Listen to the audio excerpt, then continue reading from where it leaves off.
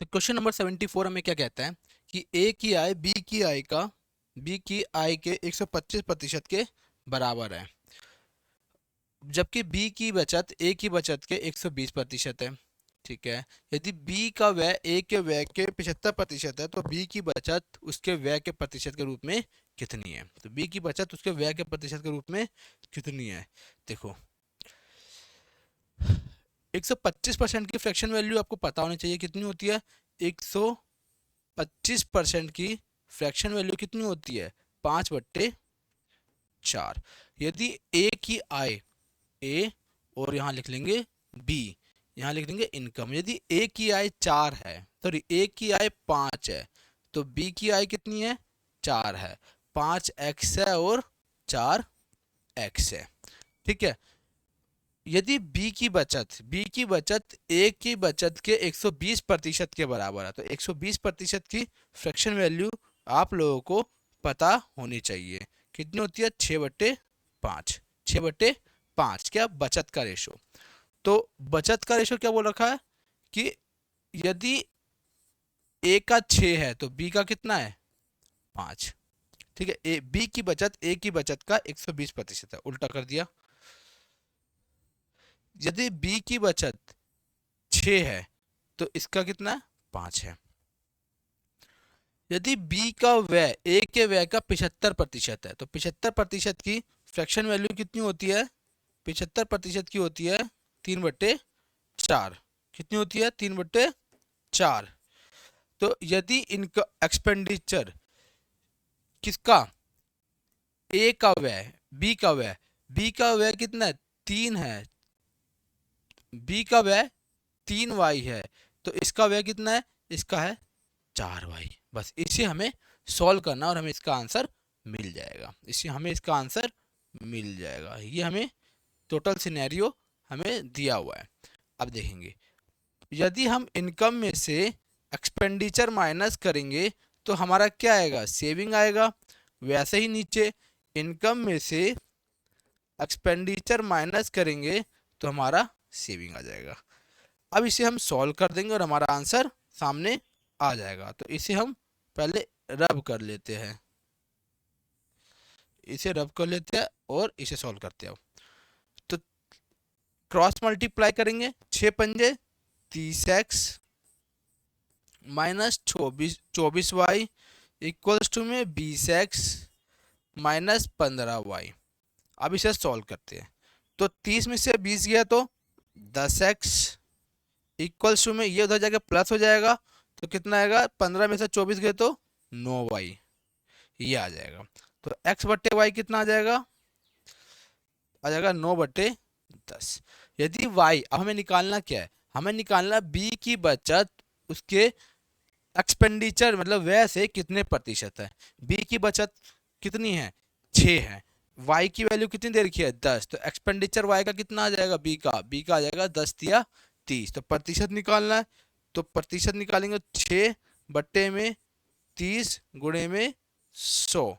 6 से काट देंगे 5, 5 से काट देंगे तो 20। तो कितना है, 20%। 20% बोले तो ऑप्शन नंबर ए इस क्वेश्चन का राइट आंसर हो जाएगा। Moving further on question number 74। Question number 75 question number क्या कहता है, एक महीने के पहले दिन की शुरुआत में राजेश के पास 500 अंडे थे। कितने थे, 500 अंडे थे। वह दिन के अंत में 20% अंडे बेच देता है। कितने बेचता है, 20% बेचता है। और अगले दिन की शुरुआत के उपलब्ध में 20% अंडे और मिला लेता है। ठीक है। अगले दिन के अंत में 20% अंडे बेच देता है। यह पैटर्न महीने के तीसरे दिन के अंत में तक जारी रहता है। तब उसके पास 1024 अंडे बचते हैं। तो बी का मान क्या होगा, यह हमें फाइंड आउट करना है। देखो, अब एक बात बताओ, एक बात देखना ध्यान से कि 20 कितनी बारी आएगा, कि 1, 2 और तीसरे दिन जो भी आएगा वो तीसरे दिन भी क्या होगा, बी होगा। तो 20 कितना आ जाएगा, 3 बारी आएगा।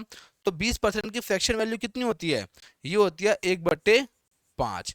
अगर 5 से 1 बेच देगा तो बचेगा कितना, 4। बचेगा कितना, 4। और ये आ कितनी बारी रहा है, 3 बारी। तो इसका क्यूब कर देंगे, 5 से कितना हो जा रहा है, 4, आ कितनी बारी रहा है 3 बारी, तो इसका क्यूब कर देंगे, इसका क्यूब कर देंगे। अब बी प्रतिशत कितनी बारी आ रहा है 2 बारी, 2 बारी आ रहा है कि नहीं आ रहा, बोलोगे बिल्कुल। तो अगर x से y हो जा रहा है 2 बारी आ रहा है तो इसका स्क्वायर कर देंगे, और डिवाइड में पहले कितना था 500, अब कितना हो रहा है 1000, कहाँ गया 1024, पहले 500 था, अब कितना हो रहा है 1024, पहले था 500 अब हो रहा है 1024। बस हमें इसे सॉल्व करना और हमारा इस क्वेश्चन का आंसर आ जाएगा। ठीक है, अब देखो काटा पेटी की शुरुआत करते हैं। 5 का क्यूब कितना होता है 125, यहीं लिख लेते हैं ना। ठीक है, 5 का क्यूब 125, 4 का होता है 64। ठीक है, अगर 125 को 2 से करेंगे तो 250, और 250 का दुगना कर देंगे 500, तो मतलब 4 बार में, कितनी बारी में कटेगा 4 बार में।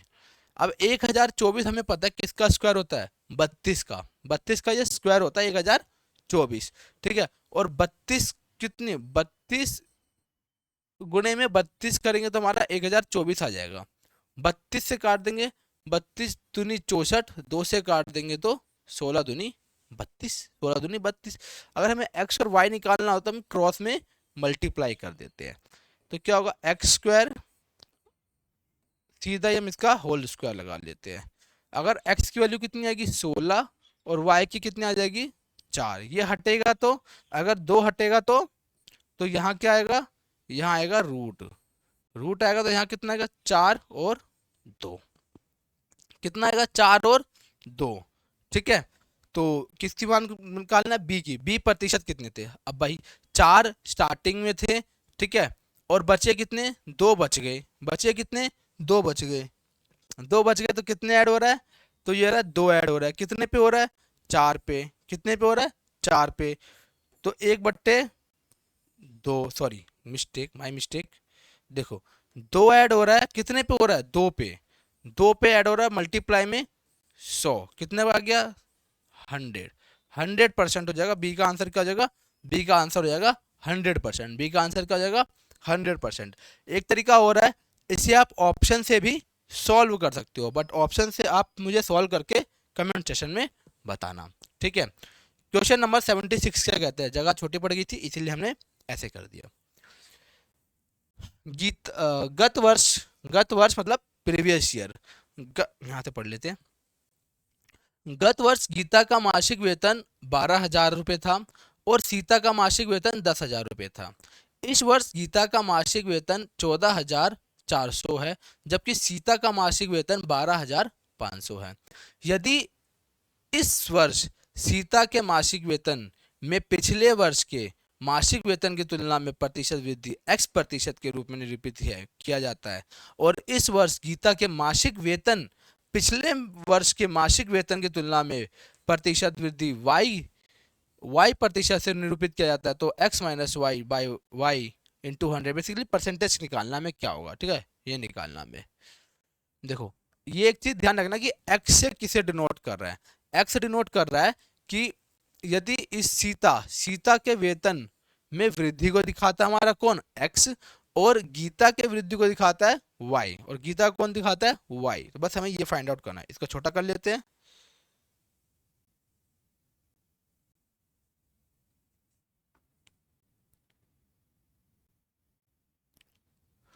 ये आ गया।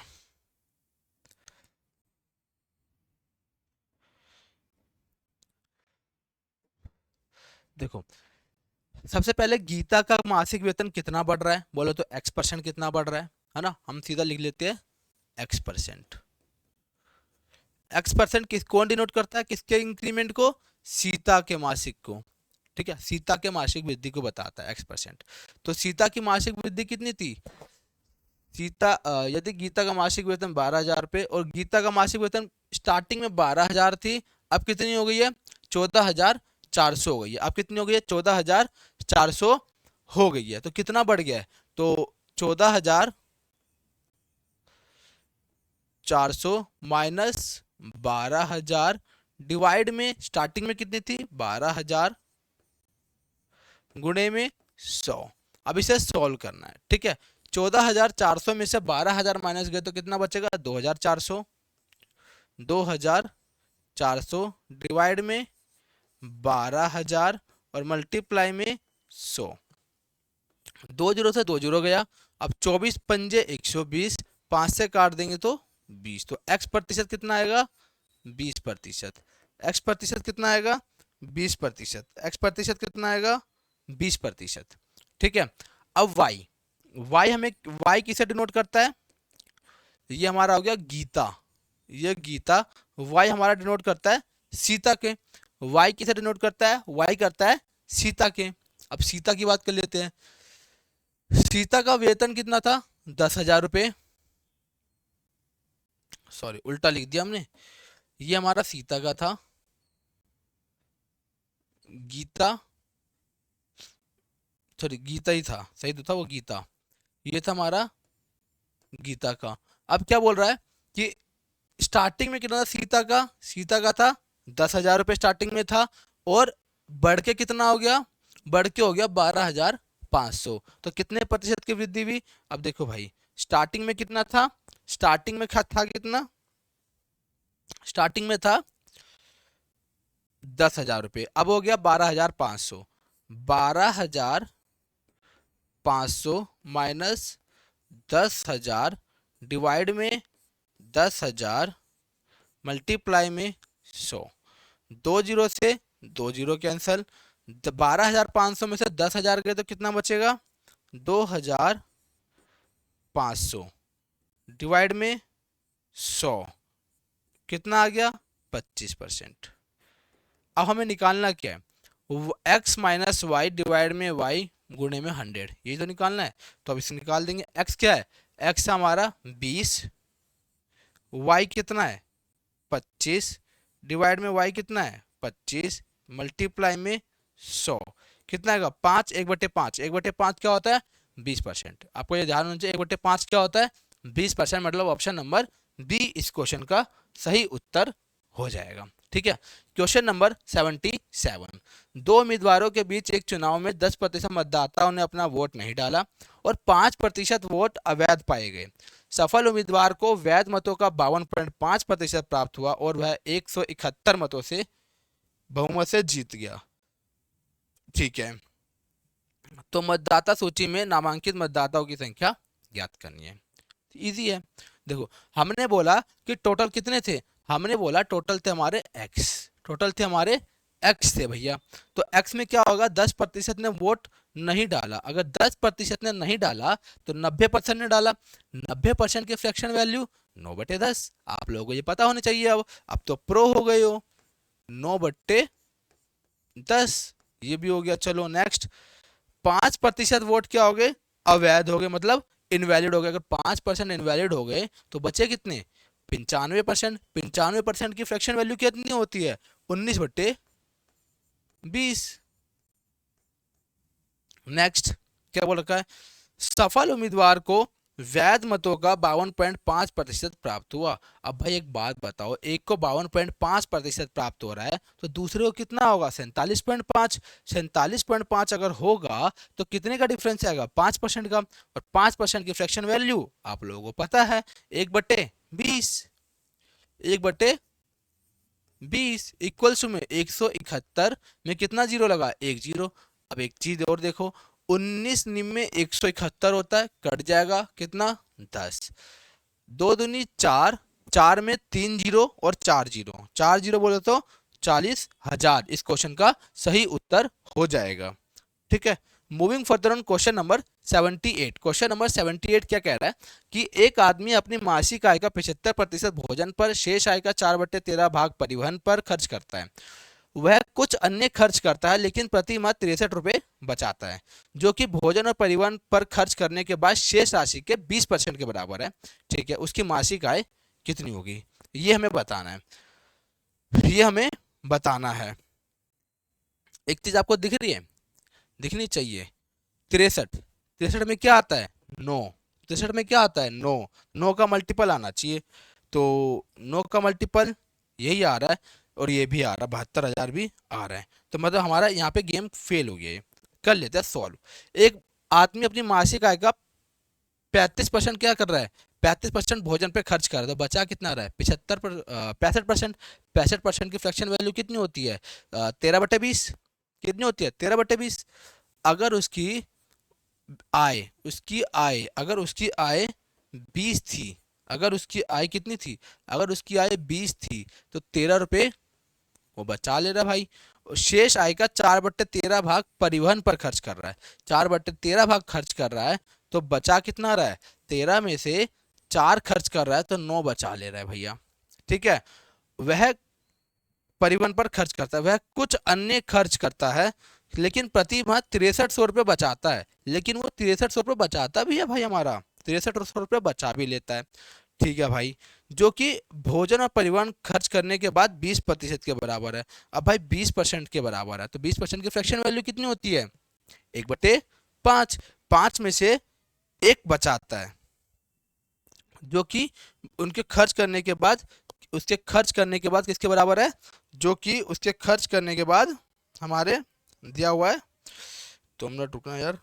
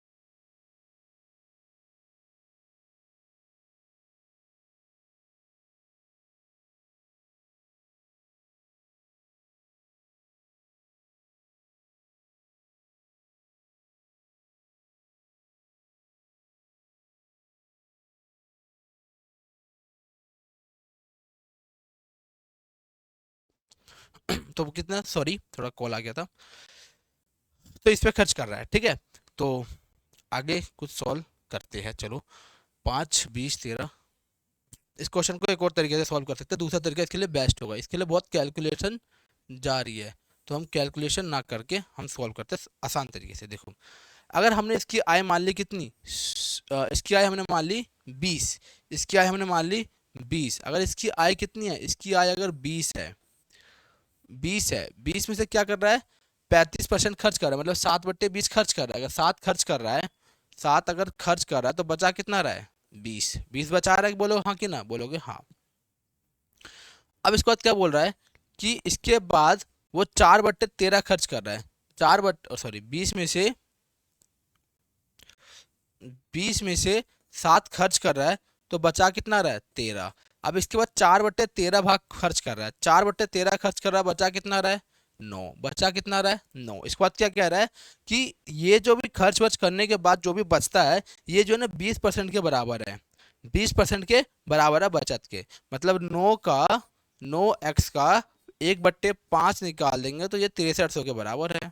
रिमेनिंग का 9 से काट देंगे, 9×7 63, 7×5 35, 7×5 कितना आएगा 7×5 3500, कितना आएगा 7×5 3500। एक्स की वैल्यू कितनी आ गई 3500। तो क्या होता है इसके मासिक वेतन, तो 20x की वैल्यू बतानी है। 20x की वैल्यू बताएंगे तो कितना आएगा 20x की 3500 गुणे में 20 कितना आएगा 70,000। कितना आएगा 70,000। कितना आ जाएगा 70,000। इस क्वेश्चन का सही उत्तर हो जाएगा। Moving further on question number 79, इसके बाद लास्ट क्वेश्चन करेंगे, फिर हम क्लास को रैप अप कर देंगे। एक भिन्न 3/5 में से 2/5 घटाया जाता है, परिणामी भिन्न को फिर से 20% बढ़ा दिया जाता है, तो मूल भिन्न का मान हुई प्रतिशत वृद्धि में ज्ञात किया। अरे यार ये तो इजी है, देखो मैं बताता हूँ कैसे सॉल्व करेंगे इस क्वेश्चन को फटाफट। देखो क्या हो रहा है 3/5 था, 3/5 में से 2/5 माइनस करके फिर क्या कर रहा है 20% बढ़ा दे रहा है, मतलब 6/5 कर दे रहे हैं, यही तो कर रहे हैं। तो ये हमारा कितना आएगा नया वाला आ जाएगा। ओरिजिनल आप कर दो न्यू, ओरिजिनल कितना है 3/5, न्यू कितना होगा 1/, इनको माइनस करेंगे 1/5 तो 6/25 कितना आ जाएगा 6/25। 5 से इसको काट देंगे 5 बारी में, ये इधर मल्टीप्लाई हो जाएगा, ये कट जाएगा 2 बारी में, तो ये क्रॉस मल्टीप्लाई कितना बच जाएगा 3, और कितना बच जाएगा 5 और 2 बच जाएगा। तो क्या वाला कितने प्रतिशत वृद्धि हो रही है, कितने की 3, कितने पे 5 पे, मल्टीप्लाई 100, कितना आएगा 20, और तिया 60% की वृद्धि हो रही है। मतलब ऑप्शन नंबर ए इस क्वेश्चन का सही उत्तर हो रहा है। 80, यदि चावल की कीमत 24% में कमी होती है तो इससे आलोक 2500 रुपये में 10 किलोग्राम चावल अधिक खरीद पाता है। चावल की प्रति किलोग्राम घटी हुई दर ज्ञात करना है, घटी हुई दर ज्ञात करनी है ना।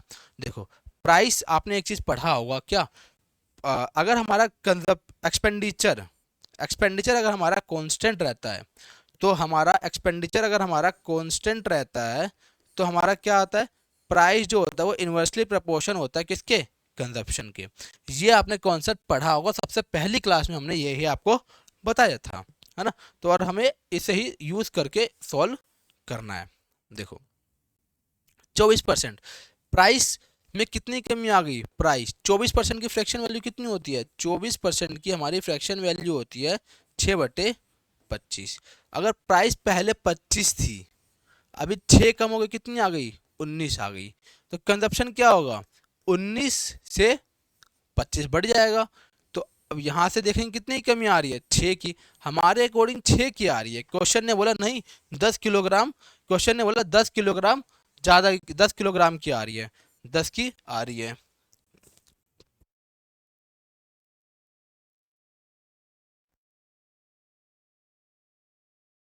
क्वेश्चन ने क्या बोला है 10 किलोग्राम की कमी वृद्धि आ रही है, तो एक की वैल्यू कितनी होगी, तो एक की वैल्यू होगी 6/10, एक की वैल्यू कितनी जाएगी 6/10, काट देंगे तो कितना आएगा 3/5, और कमी का कितना है 25, कमी में कितना हो रहा है 25, ठीक है, कमी में क्या हो रहा है 25, सही जा रहे हैं हम, 6/10 सही जा रहे हैं।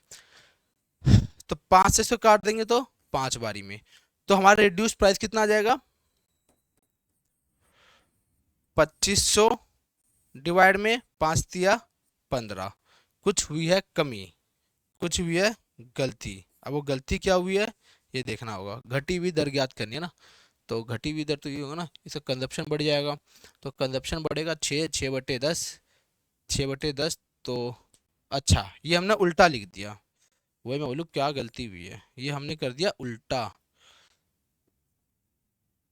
अरे खुल जा बाबा, नहीं खुल रहा तो हम यही कर लेते हैं। देखो क्या गलती हुई है, हमने गलती पकड़ ली है, हम अपनी गलती बहुत जल्दी पकड़ लेते हैं। तो एक की वैल्यू कितनी आएगी 10/6 आएगी, 2 से काट देंगे तो 5/3 ये आएगा, है ना। और 25 की वैल्यू निकालेंगे तो 25, 25 पंजे 125/3, और हमें कितना, अब देखो अगर आप 10 रुपये में 2 kg खरीद के ला रहे हो, तो 1 kg कितने में लोगे 5, तो यही तो प्राइस निकलेगा, 1 kg का प्राइस वहीं से 5 निकलेगा। तो ऐसी अगर हम इतने खरीद के ला रहे हैं इतने में, तो प्रति किलोग्राम कितना होगा 2500 से भाग, इतने रुपए में वो ला रहा था और इतने ला रहा है, तो उससे डिवाइड कर देंगे तो हमारा एक्सपेंडिचर आ जाएगा।